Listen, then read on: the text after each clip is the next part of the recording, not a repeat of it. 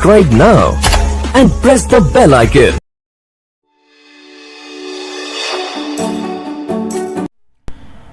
नमस्कार शिक्षक साथियों और प्यारे बच्चों, इससे पहले वाली वीडियो में मैंने आपको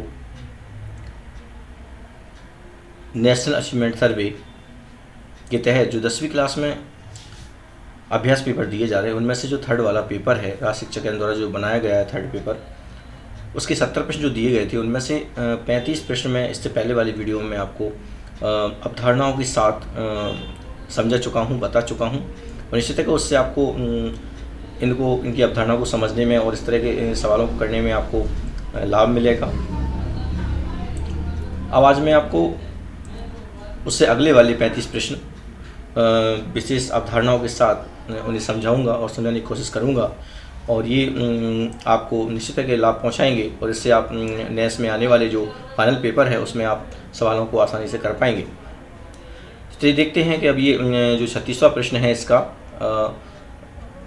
थर्ड प्रैक्टिस पेपर जो है उसका 36वां प्रश्न, उसमें लिखा है कि नीचे दिए गए पैटर्न को देखें। तो ये दिख रहा है आपको पैटर्न है कि यहाँ पे त्रिभुज टाइप का बन रहा है, फिर यहाँ पे ये डबल हो जाता है, फिर यहाँ पे ये वापस से एक और त्रिभुज जुड़ जाता है, फिर एक और त्रिभुज जुड़ जाता है। तो यहाँ पे पैटर्न आ रहा है कि नेक्स्ट वाला पैटर्न क्या होगा इसके बाद वाला। तो यहाँ पे सब दिख रहा है कि एक ट्रिएंगल है और जो 90 का इतना ही एंगल उसमें जुड़ जाता है और वो 90 घूम जाता है, दिख रहा होगा आपको।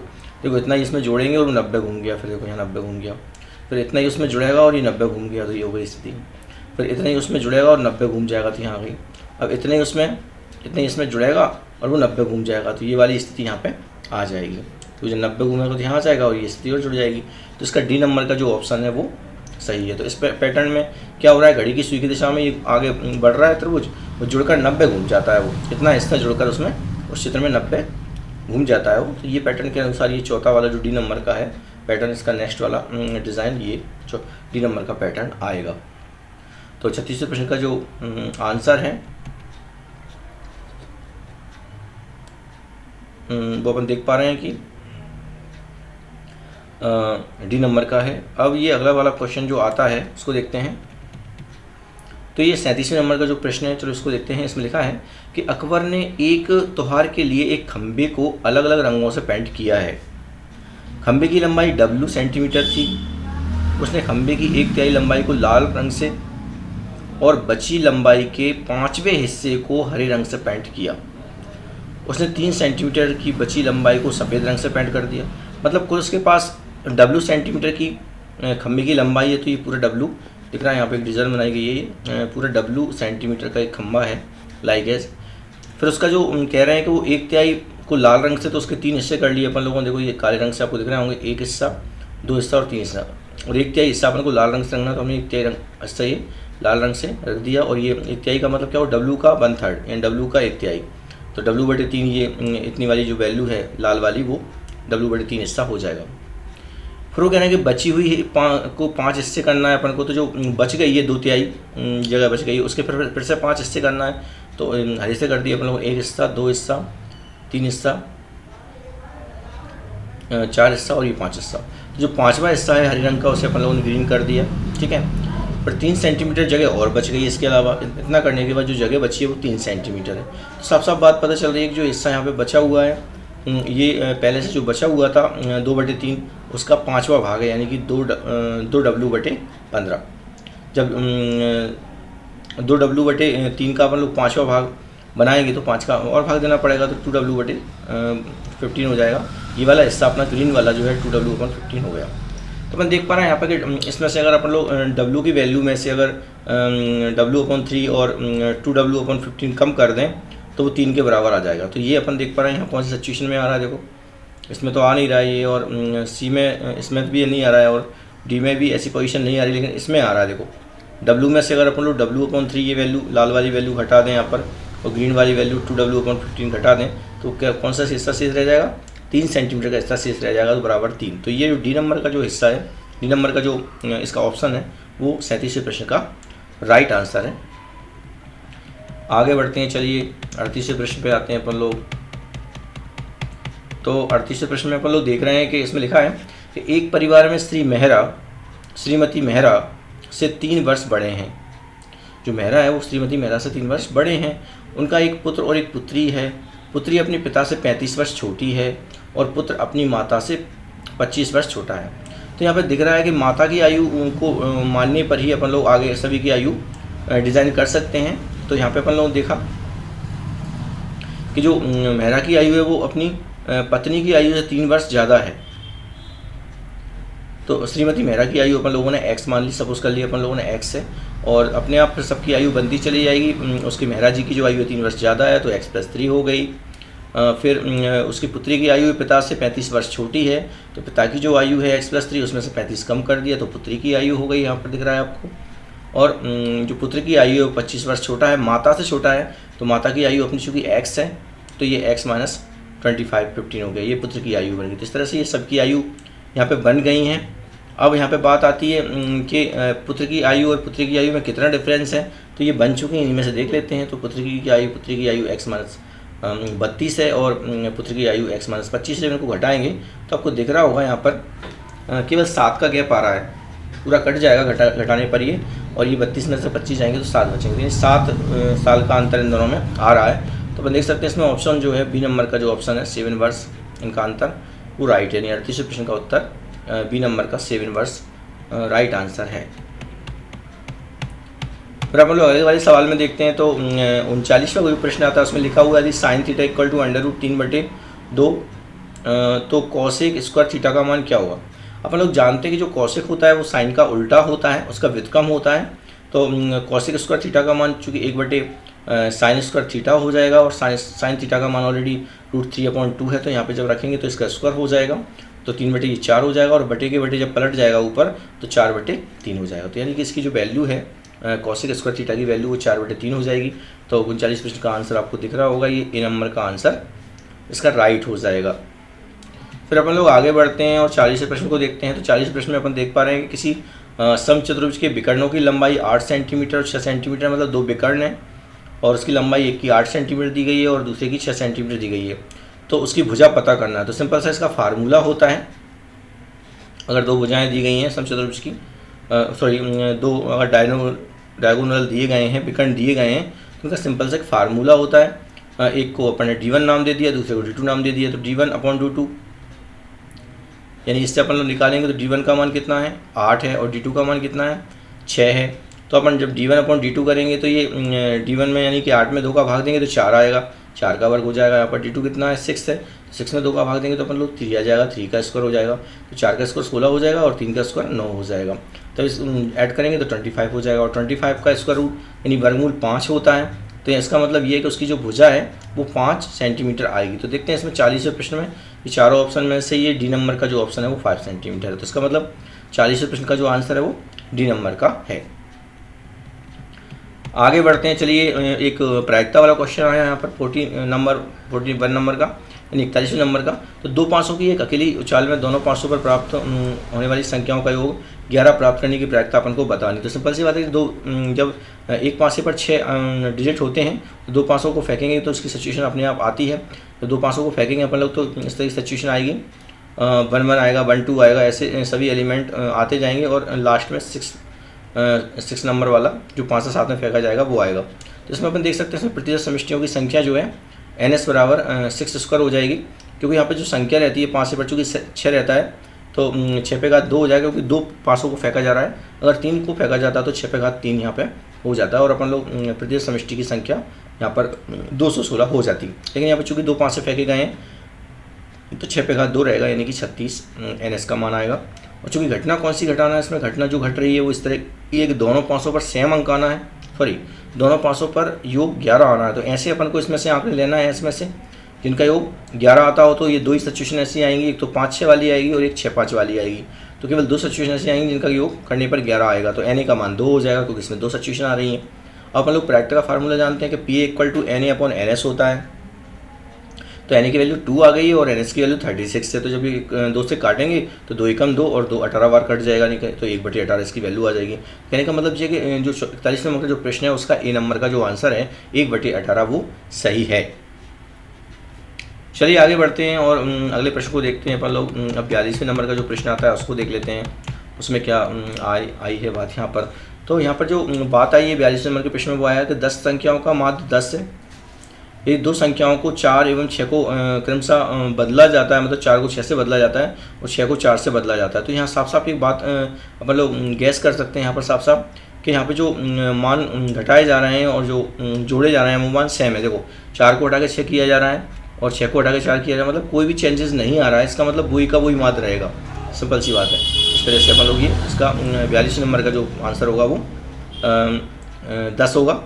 और एक और तरकीब है इस सवाल को करने की, किस तरह का ये नया माध्य जब हम लोग बनाते हैं तो पुराने आंकड़ों का योग आना चाहिए। यहाँ पर जो चीज़ गलत लिखी हो गई उसे घटा देंगे और जो सही लिखना है उसे जोड़ देंगे और नीचे आंकड़ों की संख्या आ जाएगी। ये एक तरीका होता है जब भी इस तरह के कोई क्वेश्चन पेपर में आते हैं तो इस तरह से अपन कर सकते हैं। नया माध्य बराबर पुराने आंकड़ों का योग माइनस गलती वाला स्टेप प्लस सही वाला स्टेप बटे आंकड़ों की संख्या। तो यहाँ अपन देख सकते हैं तो पुराने आंकड़ों का जो योग है वो कितना आ जाएगा, वो अपन जानते हैं कि 10 संख्याओं का है और माध्य 10 है, तो आंकड़ों का योग करेंगे 10 × 10 हो जाएगा, यानी कि आंकड़ों का योग आ जाएगा। तो इसमें गलती क्या हो रही है, देखो 4 गलती से लिखा हो रहा है, वहाँ पर 6 लिखना था, 4 गलती हुई है और सही गलती को घटाना है और सही वाले को जोड़ना है। फिर ऐसे 6 गलती हुई है और 4 को जोड़ना है, 6 गलती हुई उसे घटाना है, जो सही है उसे जोड़ना है, बटे 10 आएगा। तो ये वैल्यू तो आपस में कैंसिल हो ही गई, इनका कोई मतलब ही नहीं रहा। 6 से 6 कट गया, 4 से 4 कट गया तो 10 × 10 बचा यहाँ पे, 10 से 10 वापस ही कट गया भाग में तो 10 बचा। तो वही का वही सेम वही का वही माध्य आ गया है जो अपन लोग पहले दिख रहे थे। तो इस तरह से अपन लोग इस वाले फार्मूले का उपयोग भी इस करके इस तरह के सवालों को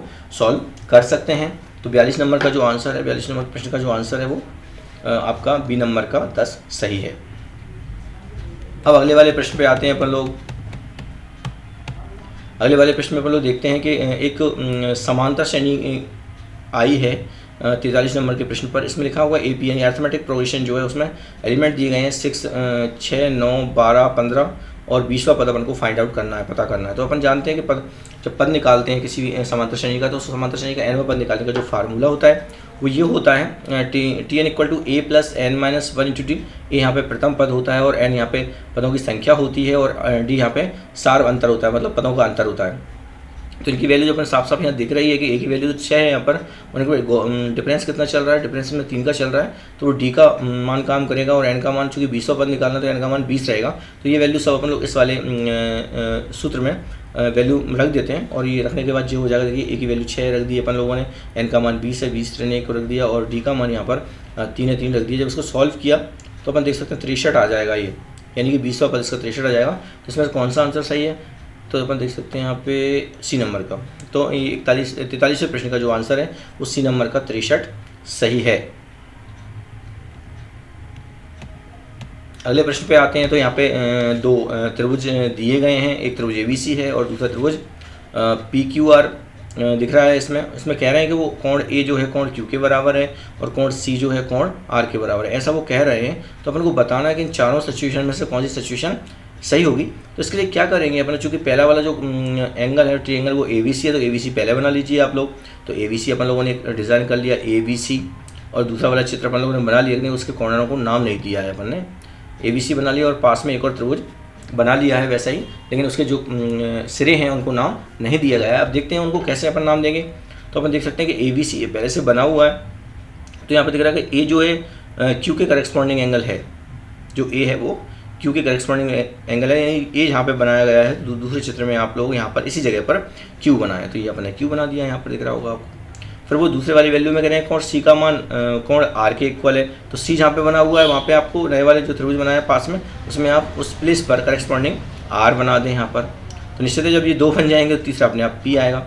अब इन डिजाइनों में अपन देख पा रहे हैं कि ये एंगल इसके सेम था, Q के सेम था, ये एंगल इसके सेम है और ये एंगल इसके सेम है। तो बात ये अब इस दोनों चित्रों को देखकर ये पता लग रहा है कि समरूपता वाली कौन सी बात आ जाएगी। यहाँ पर सब दिख रहा है कि ABC अगर त्रिभुज है तो फिर ये QPR होगा इसके करेस्पॉन्डिंग।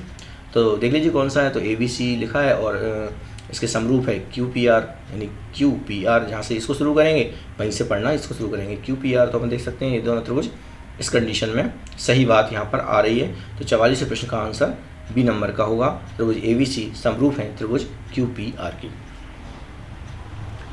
अब अगला प्रश्न आता है। इस अगले प्रश्न में अपन लोग देखते हैं कि 45 नंबर का जो प्रश्न है उसमें लिखा है कि दो त्रिभुज हैं और एक ABC त्रिभुज है और एक त्रिभुज PQR है, दोनों समरूप है, समरूप का चिन्ह लगा हुआ है बीच में। और ये भी कह रहे हैं साथ में कि दोनों के जो एरियाज़ हैं, दोनों के क्षेत्रफल है, उनका रेशियो 25/16 है। फिर वो कह रहे हैं यदि BC का मान 15 है तो QR का मान कितना होगा। तो सिंपल सी बात है कि अपन लोग ये बात जानते हैं कि जो अगर दो त्रिभुज समरूप होते हैं तो उनकी जो क्षेत्रफल होते हैं, उनके करेस्पॉन्डिंग एरियाज होते हैं, उनका रेशियो जो होता है करेस्पॉन्डिंग साइड के वर्ग के इक्वल रहता है, यानी क्षेत्रफलों का अनुपात जो रहता है संगत भुजाओं के वर्गों के अनुपात के बराबर रहता है, जैसा कि यहाँ दिख रहा है अपन को। अब इसमें सबकी वैल्यूज अपन लोग रख देंगे, चूँकि एरियाज अपने दोनों के रेशियो 25/16 है, 25/16 रख दिया है। BC का मान चूँकि 15 है तो 15 का वर्ग लिख दिया है और QR नीचे लिख दिया हुआ है। जब से अपन सॉल्व करेंगे QR की वैल्यू निकालेंगे तो ये 15 का वर्ग 16/25 से वर्गमूल लेंगे तो QR का मान आ जाएगा, 15 का वर्ग 15 रह जाएगा और 16 का वर्गमूल 4 आ जाएगा और 25 का वर्गमूल 5 आ जाएगा। जब इसे काटेंगे तो 5 × 15 हो जाएगा और 4 × 12, तो QR की वैल्यू 12 आ जाएगी। तो इस सवाल में देखते हैं कि 45वें वाले प्रश्न का जो आंसर है वो 12 सेंटीमीटर है। तो ये देख सकते हैं अपन लोग C नंबर का आंसर सही है। आगे चलते हैं अपन लोग, आगे देखते हैं 46 नंबर का जो प्रश्न आया उसमें देखते हैं। इसमें दो बिंदु दिए गए हैं, एक A बिंदु दिया गया है जिसके पॉइंट 6, 8 है और दूसरा बिंदु B है, इसके जो कोऑर्डिनेट हैं वो 4 और 6 दे रखा है। तो ये दो बिंदु दिए रहे हैं, उनको मिलाने वाली रेखाखंड का मध्य बिंदु अपन को पता करना है। जब भी दो बिंदु दिए जाते हैं और उनका अपन को बीच का मान निकालना होता है, बीच का बिंदु निकालना होता है या मध्य बिंदु निकालना होता है, तो इसी तरीका होता है। उनके जो x वाले कोऑर्डिनेट होते हैं उनको जोड़कर 2 का भाग दे दीजिए। तो x वाले कोऑर्डिनेट कौन है, 6 और 4 है, तो 6 और 4 को जोड़कर 2 का भाग देंगे तो कितना आ जाएगा, 5 आ जाएगा। और y कोऑर्डिनेट जो है 8 और 6 हैं, इनको जोड़कर 2 का भाग देंगे, यानी कि 8 और 6 14 होते हैं, उनमें 2 का भाग देंगे अपन लोग तो 14 का 7 आ जाएगा, यानी कि 5 और 7 इसका मध्य बिंदु होगा। ठीक है, अब यहाँ देख पा रहे हैं कि 46वें प्रश्न में कौन सा आंसर सही है, पहला ही आंसर सही है। इसी में 5 और 7 लिखा हुआ है, तो आसानी से अपन लोग मध्य बिंदु के निर्देशांक निकाल सकते हैं। इसमें x कोऑर्डिनेट को जोड़कर 2 का भाग दे दीजिए और y कोऑर्डिनेट को जोड़कर 2 का भाग दे दीजिए, तो बिंदु मध्य का निकल आता है। तो इसका 46वें प्रश्न का आंसर जो है पहला वाला जो है A नंबर का 5, 7 ये सही है। आगे आते हैं अपन लोग 47वां प्रश्न आता है। इसमें देख सकते हैं कि एक आदमी पूर्व की ओर 15 मीटर जाता है और फिर उत्तर की ओर 20 मीटर जाता है, तो आदमी की प्रारंभिक बिंदु से दूरी कितनी होगी, ये इस तरह का क्वेश्चन है। तो देख सकते हैं ये इस तरह के क्वेश्चन को अपन लोग दिशा निर्धारण से करते हैं, चूँकि अपना जो भारत का नक्शा होता है उसमें किस तरह से डिज़ाइन रहते हैं दिशाओं का वो अपन जानते हैं कि सबसे टॉप पर ऊपर रहता है उत्तर रहता है, सबसे नीचे जो रहता है दक्षिण रहता है, और अपन लोग राइट साइड देखते हैं तो पूर्व रहता है और लेफ्ट साइड पश्चिम रहता है। मतलब उसके इस तरह से डिज़ाइन किया जाता है भारत के नक्शे को, और उसी हिसाब से अपन इन सवालों को भी सॉल्व करते हैं। जैसे यहाँ लिखा हुआ है ऊपर उत्तर है, नीचे दक्षिण है, फिर यहाँ पूर्व है और पश्चिम है, तो इस हिसाब से अपन लोग चलना प्रारंभ करते हैं। आदमी को पूर्व की ओर 15 मीटर चलना है तो अपन लोग पूर्व की ओर इधर चलेगा वो 15 मीटर, देखो ये चल गया, ये से बी तक 15 चल गया। फिर वो कह रहे हैं कि उत्तर की ओर जाएगा तो उत्तर ऊपर की ओर जाएगा, तो ऊपर देखो 20 से सी तक ये 20 चल गया है। अब बताना कि आदमी प्रारंभिक बिंदु से कितनी दूरी पर है, मतलब जो सी पर पहुँच गया है आदमी वो इससे कितनी दूरी पर है। तो दिख रहा है साफ साफ कि एक समकोण त्रिभुज यहाँ पे निर्मित हो रहा है, और समकोण त्रिभुज जब निर्मित होता है तो वहाँ पाइथागोरस प्रमेय काम करती है, यानी कर्ण का वर्ग निकालने, कर्ण का वर्ग बराबर आधार का वर्ग धन लंब का वर्ग होता है। तो चूँकि कर्ण का मान अपन को निकालना है तो इस तरह निकाल सकते हैं, आधार का वर्ग प्लस लंब का वर्ग, तो ये लंब का आधार का वर्ग हो गया, लंब का वर्ग हो गया, 15 का वर्ग करेंगे तो 225 आ जाएगा, और 20 का वर्ग करेंगे तो 400 आ जाएगा, जब ऐड करेंगे तो 625 आ जाएगा, 625 का वर्गमूल लेंगे तो 25 मीटर आ जाएगा। तो इसका मतलब ये हुआ कि इसमें 47 नंबर का जो प्रश्न है उसका जो आंसर है वो C नंबर का है 25 मीटर। ओके, अब नेक्स्ट आगे बढ़ते हैं। 48 नंबर का जो प्रश्न आता है वो देखते हैं अपन लोग। तो किसी प्रश्न वृत्त के बाह्य बिंदु से, बाह्य बिंदु मतलब भार, उस वृत्त के भार कोई बिंदु है वहाँ से स्पर्शरेखाएँ परस्पर होती हैं। अब वो स्पर्शरेखाएँ कैसी होती हैं तो ये तो हम लोग सिंपली जानते हैं, कई जगह अपन लोगों ने पढ़ रखा है कि जब कोई सर्कल होता है, वृत्त होता है, तो उस पर जब बाहर बिंदु से अपन लोग रेखाएं खींचते हैं स्पर्शरेखाएँ तो वो सेम बनती हैं, मतलब बराबर लंबाई की बनती हैं। सिंपल सी बात है, यहाँ PQ की वैल्यू जो होगी PR के इक्वल हो जाएगी, ये अपन लोग पहले से जानते हैं, अवधारणा है इसकी। वृत्त पर जब बाहर बिंदु से दो स्पर्शरेखाएँ खींचती हैं तो वो बराबर होती हैं। तो यहाँ बात आती है कौन सी, C नंबर की, यानी कि 48वें प्रश्न का जो आंसर है वो C नंबर का है, समान, यानी वो स्पर्शरेखाएँ समान रहेंगी, बराबर लंबाई की रहेंगी। चलिए आगे बढ़ते हैं और अपन लोग देखते हैं 49 नंबर का क्वेश्चन। 49वें नंबर का क्वेश्चन, किसी त्रिभुज की तीनों माध्यिकाएं का संगामी बिंदु अपन को बताना है। तो क्योंकि अपन जानते हैं कि माध्यिकाएं जब आपस में टकराती हैं, त्रिभुज में इस तरह माध्यिकाएं होती हैं, हमेशा शीर्ष से सामने के मध्य भुजा के मध्य बिंदु को आपस में मैच करने वाली जो लाइन होती है उससे अपन लोग माध्यिका कहते हैं। ऐसा ही यही प्रोसेस हर एक शीर्ष से सामने की भुजा पर अपन लोग बनाएंगे तो 3 यहाँ माध्यिकाएँ बन जाएंगी, और तीनों माध्यिकाएँ जिस जगह पर ये क्रॉस करती हैं, टकराती हैं या संगामी होती हैं, तो उसको अपन लोग केंद्रक कहते हैं। वैसे और भी प्रॉपर्टीज रहती हैं, अगर मान लो लंब केंद्र होता तो कैसे बनता, लंबिक केंद्र बनता कैसे बनता, लेकिन यहाँ ऑलरेडी माध्यिकाएँ कहा गया है, तो माध्यिकाओं के संगमन से केवल केंद्रक ही बनता है। तो यहाँ पे जो केंद्रक त्रिभुज का केंद्रक बनेगा। ओके, तो अपन देख सकते हैं यहाँ पर कि इस वाले का आंसर तो ये केंद्रक हो गया। अब अपन नेक्स्ट क्वेश्चन पे चलते हैं। 49 का जो आंसर है वो तो ये हो गया। अब अपन लोग 50वें प्रश्न पर चलते हैं। तो 50वें प्रश्न पे यहाँ पर लिखा हुआ है कि एक शंकु की ऊंचाई 13 सेंटीमीटर यानी कि एल की वैल्यू 13 सेंटीमीटर है और त्रिज्या 5 सेंटीमीटर, इसका मतलब आर की वैल्यू 5 सेंटीमीटर है। तो इसकी ऊंचाई कितनी होगी? तो अपन देख सकते हैं कि ऊंचाई इसका अंडर रूट 169 माइनस 25 हो जाएगा यानी कि 144 हो जाएगा। तो 144 का वर्गमूल अपन जानते हैं 12 होगा। तो यहाँ पे अपन देख सकते हैं कि 50वें जो प्रश्न है उसका आंसर आपका सी 12 सेंटीमीटर हो जाएगा। और इसके बाद अपन देखते हैं कि 51 नंबर का जो प्रश्न है वो उन में से कौन सी एक अपरिमेय संख्या है, ये अपन लोग यहाँ बताएंगे देखकर। तो निश्चित है कि अपरिमेय संख्या वो होती है, अपरिमेय संख्या में जो पॉइंट आते हैं, जो वैल्यूज़ आती हैं वो बार बार रिपीट नहीं होती हैं, यानी कि अपरिमेय संख्या एक अशांत अनावर्ती दशमलव रूप में होती है। कहने का मतलब ये हुआ कि ना तो वो संख्या रुकती है और ना ही उसमें कोई बार बार एक से मान आते हैं। तो अपन लोग देख सकते हैं कि इस वाले इन चारों प्रश्नों में से, इन चारों ऑप्शन में से पहला वाला देख पा रहे हैं कि वो तो फिक्स हो गया, वो तो शांत है एक तरह से दिख रहा है अपन को। बी नंबर का जो है उसमें 16 पे बार लगा हुआ है, इसका मतलब 16 बार बार रिपीट होगा। और सी नंबर का जो है उसमें से देख पा रहे हैं कि 14 और 16 पे लगा हुआ है पूरे पे बार, इसका मतलब 14-16 बार बार रिपीट होगा इसमें। कहने का मतलब ये चारों संख्याओं में से एक जो डी नंबर की संख्या वो ऐसी है जिसमें ना तो वो रुक रहा है, मतलब उसका डेसिमल के बाद की वैल्यूज़ ना तो वो रुक रही हैं और ना ही मतलब वो एक जैसी आ रही हैं। इसका मतलब वो अशांत अनावर्ती है, और अशांत अनावर्ती जो संख्याएँ होती हैं दशमलव रूप वाली वो अपरिमेय संख्याएँ होती हैं। तो यहाँ अपरिमेय संख्या कौन सी हो गई? डी वाली राइट हो जाएगी। ओके, अब अपन आगे बढ़ते हैं।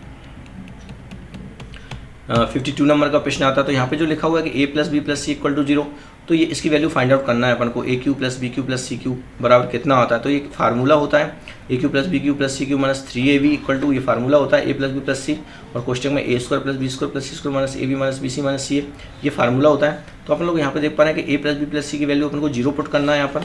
जब यहाँ पे अपन लोग ए प्लस बी प्लस सी की वैल्यू 0 पुट यहाँ पे कर देंगे तो ये पूरा का जो पूरा राइट साइड का जो पार्ट है वो पूरा का पूरा 0 हो जाएगा। तो ये A cube plus B cube plus C cube minus 3ab equal to 0 हो जाएगा।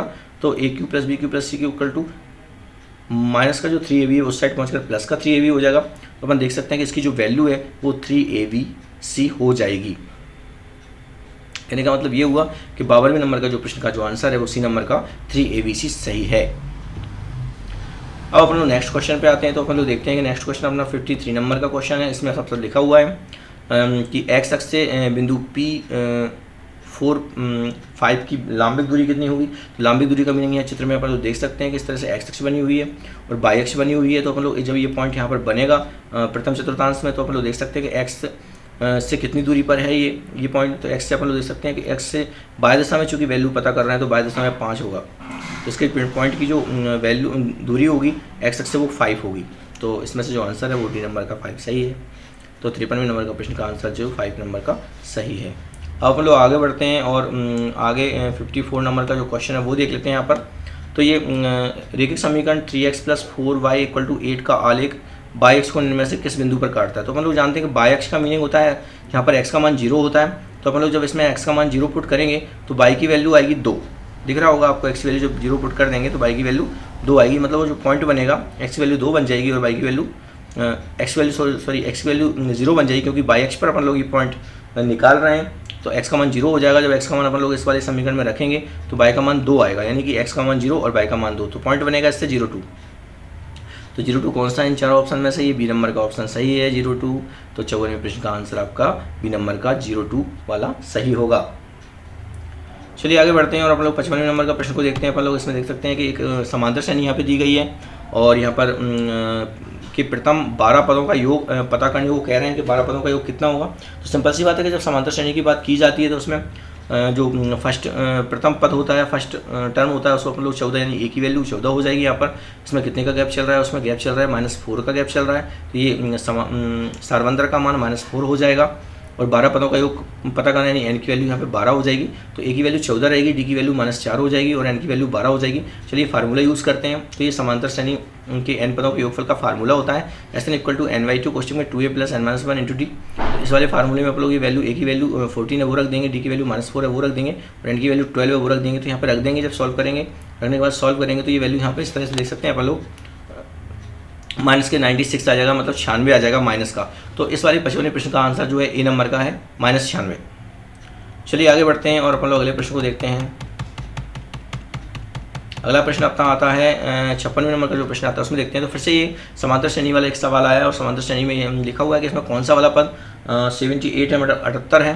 तो अब सवाल को सॉल्व करने के लिए अपन देख पा रहे हैं यहाँ पर कि कौन सा पद 78 नंबर का है। तो सवाल में सिंपल सी बात है कि पहला वाला जो पद होता है वो ए का काम करता है और डिफरेंस जो रहता है इनमें पदों में वो डी का काम करता है, यानी कि डिफरेंस में माइनस के 5 है दिख रहा है साफ साफ उनको, तो सॉरी 5 है क्योंकि 8 में से 3 जाएगा तो 5 बचेगा, यानी डिफरेंस यहाँ पर डी का मान 5 है और प्रथम पद का मान 3 है यहाँ पर। और अपन को ये मान लिया कि अपन ने जो 78 नंबर का जो टर्म है उसे अपन लोगों ने एनवा टर्म मान लिया, यानी टी एन इक्वल टू 78 मान लिया।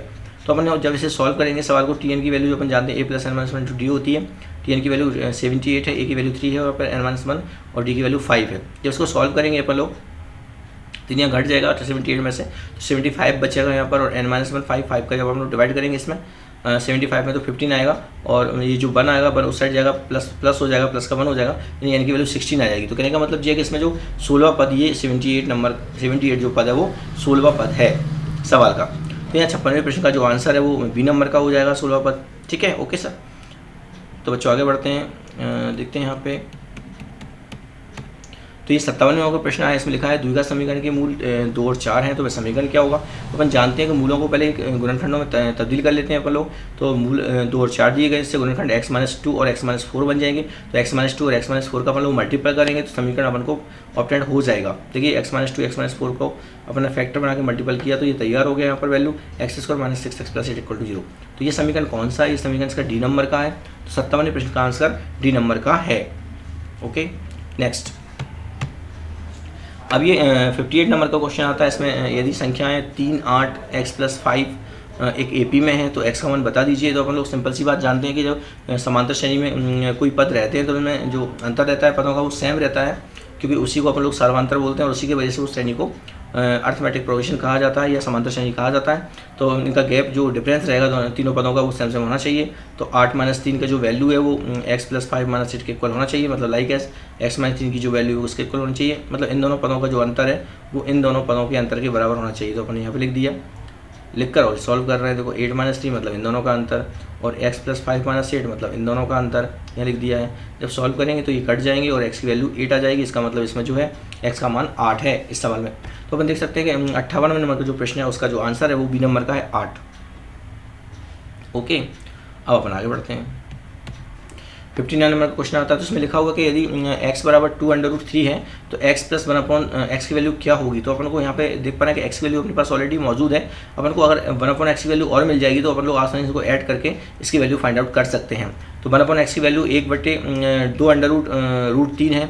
तो इसका अपन लोग हर का परिमीकरण कर देते हैं और हर का परिमीकरण करने के लिए इस तरह के करनी चिन्हों के लिए नीचे की जो वैल्यू में जो चिन्ह लगा रहता है उसका अपोजिट चिन्ह लेकर ऊपर नीचे गुणा कर देते हैं तो वो हर का परिमीकरण यहाँ हो जाता है। तो अपन ने 2 - √3 का ऊपर नीचे गुणा कर दिया है। तो यहाँ पे जब गुणा करेंगे तो ये 2 - √3 ऊपर आ जाएगा और ये वैल्यू एक प्लस की और एक माइनस की रहेगी। तो ये a वर्ग - b वर्ग वाला फार्मूला यहाँ पर लगेगा और 2 का वर्ग 4 हो जाएगा और √3 का वर्ग 3 रह जाएगा। तो 4 में से 3 गया तो 1 बचेगा, यानी कि 2 - √3 जो वैल्यू बचेगी वो 1/x की हुई। अब सिंपली बात दिख रही है अपन को कि जब इसकी वैल्यू 2 + √3 है और 1/x की वैल्यू 2√3 है, तो जब इनको दोनों को ऐड करेंगे अपन लोग तो दोनों के जो √3 हैं वो कट जाएंगे और ये 2 और 2 जुड़कर 4 हो जाएंगे। मतलब इसकी वैल्यू 4 आनी चाहिए, 4 आएगी।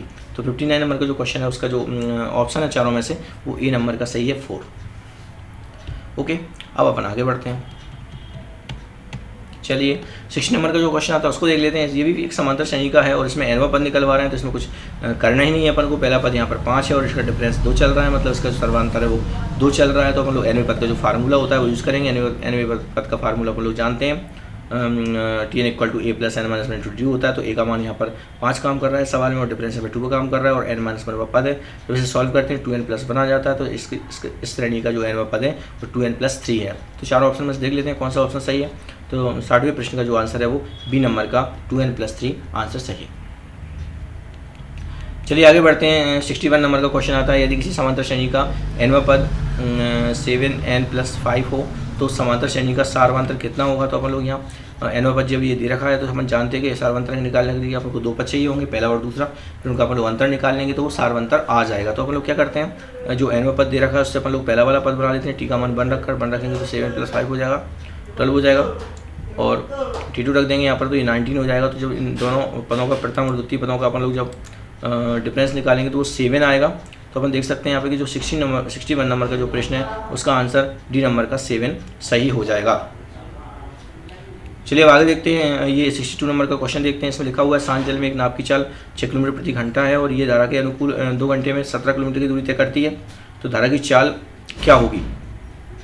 अब यहाँ पे बात ये आती है कि जब शांत जल में नाव की चाल अगर अपन को पता है, वो अगर x मान लेते हैं अपन लोग, शांत जल में नाव की चाल x बराबर 6 किलोमीटर प्रति घंटा है और चाल अगर अपन लोग धारा की चाल को 22 किलोमीटर प्रति घंटा मानते हैं, तो अपन जानते हैं कि जब दोनों साथ साथ चलते हैं तो उनका जो चाल का जो वैल्यू रहता है वो ऐड हो जाता है। लेकिन जब विपरीत साइड वो दोनों चलती हैं, धारा की दिशा के विपरीत नाव चलती है, तो उनका जो चाल का जो वैल्यू है वो डिफरेंट में आ जाता है, अंतर में आ जाता है। तो यहाँ पे बात आती है कि शांत जल में नाव की चाल अपन लोगों ने x = 6 किलोमीटर प्रति घंटा है और धारा की चाल 22 किलोमीटर प्रति घंटा आप लोगों ने मान रखी है।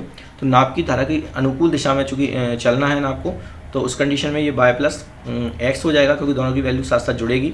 तो ये अपन जैसे y + x की वैल्यू 70/2 हो जाएगी, क्योंकि यहाँ पे 70 किलोमीटर अपन को चलना है और 2 घंटे वहाँ पे लगता है। तो चाल निकालने के लिए आपको दूरी बटे समय वाला फार्मूला यूज़ करना पड़ेगा। तो 17/2 आ जाएगा। जब 17 में 2 का भाग देंगे तो 8.5 आ जाएगा, मतलब 8.5 किलोमीटर प्रति घंटा आ जाएगा। तो यहाँ पे जब y + x की वैल्यू ये आ जाएगी और यहाँ x की वैल्यू अपन को दी रही है, तो x की वैल्यू जब इसमें से अपन लोग घटाएंगे तो y की वैल्यू आ जाएगी कितनी अपने पास 2.5 किलोमीटर पर आवर।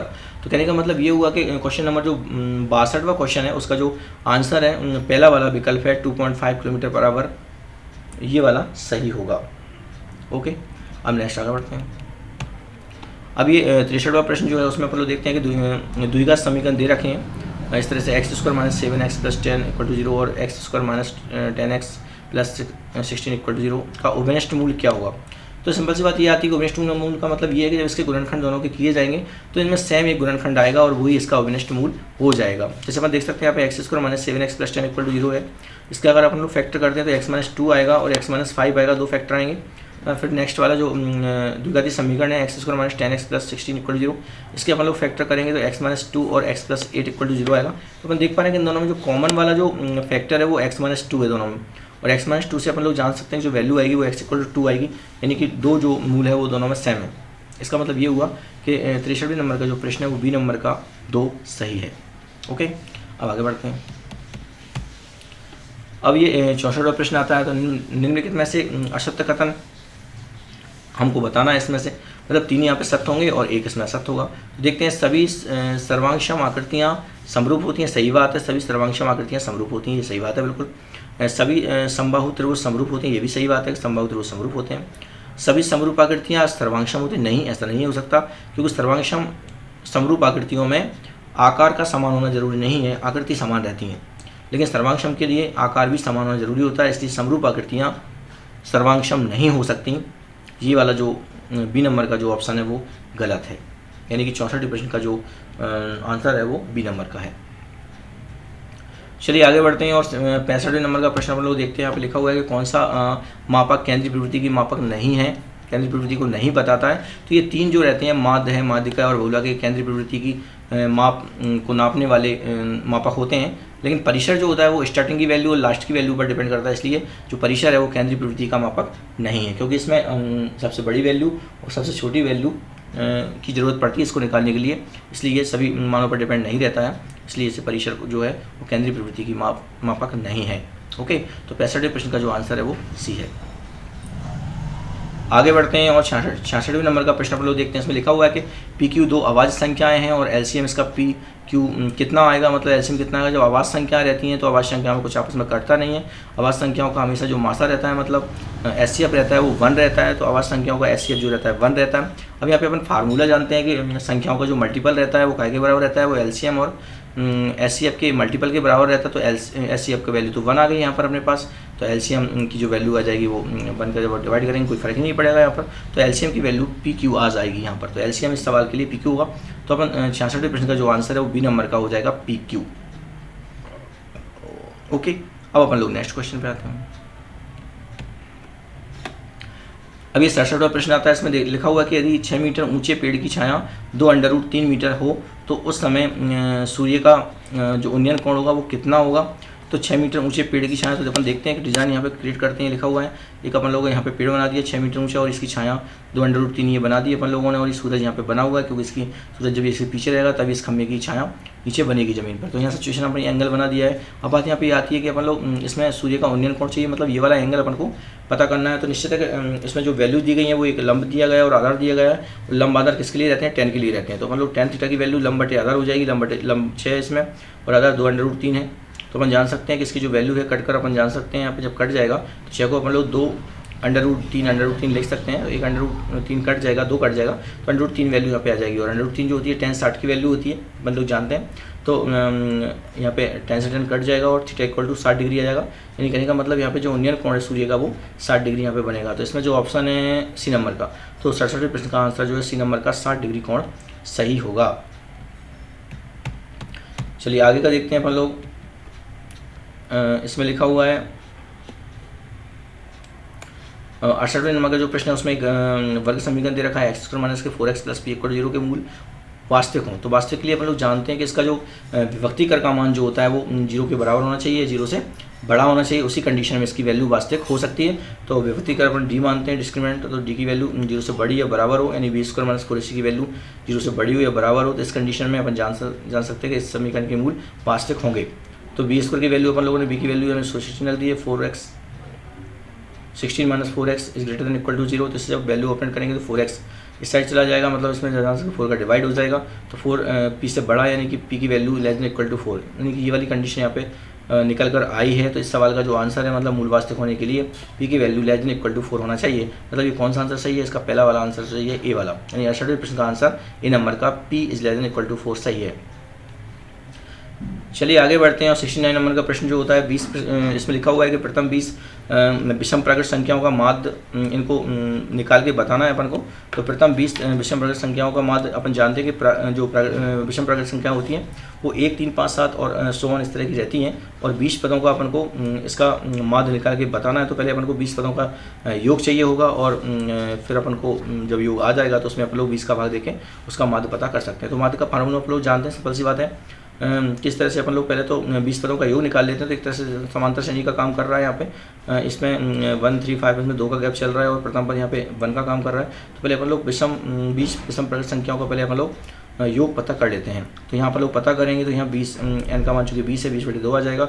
2 × a की वैल्यू 1 है यहाँ पर, 20 माइनस 1 2 यहाँ पे कॉमन डिफरेंस है, मतलब इसमें सर्वांतर है। तो ये वैल्यू अपन लोग यहाँ पर पुट करके और अपन ने 20 स्टेप्स की जो ऐड है वो पता कर लिया। वो कितना आ गया, 400 आ गया यहाँ पर, मतलब 20 पदों का योग 400 आ गया। समांतर श्रेणी के योग वाला फार्मूला आ गया, अपन लोगों ने इसका योग पता कर लिया 20 पदों का। अब माध्य निकालने के लिए अपन लोग जानते हैं कि सिंपल सी बात है, जब माध्य निकाला जाता है तो पदों का योग चाहिए होता है और बटे में पदों की संख्या चाहिए होती है। तो पदों का योग कितना आ गया अपना 400 आ गया और पदों की संख्या कितनी है 20 है। तो जब 20 का 400 में भाग दिया जाएगा तो 400 कट कर 20 से 20 बार कटेगा, है ना। और ये देखते हैं बिंदी से बिंदी काट देंगे और 2 से 40 काटेंगे तो 20 बार कट जाएगा। तो माध्य यहाँ पे 20 आ जाएगा। तो इस वाले सवाल का जो 69 नंबर का जो प्रश्न है उसका जो आंसर है वो बी नंबर का 20 सही है।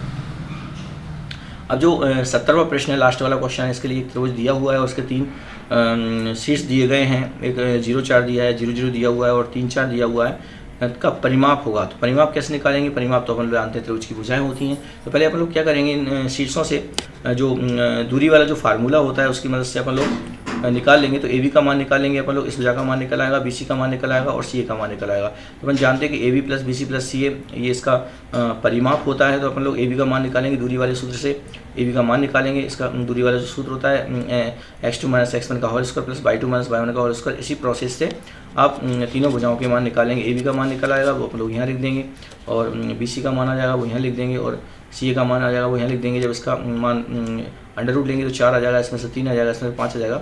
तो ये 7 और 5 12 हो जाएगा। तो A B plus B C plus C A जो त्रिभुज का जो परिमाप है वो 12 आ जाएगा।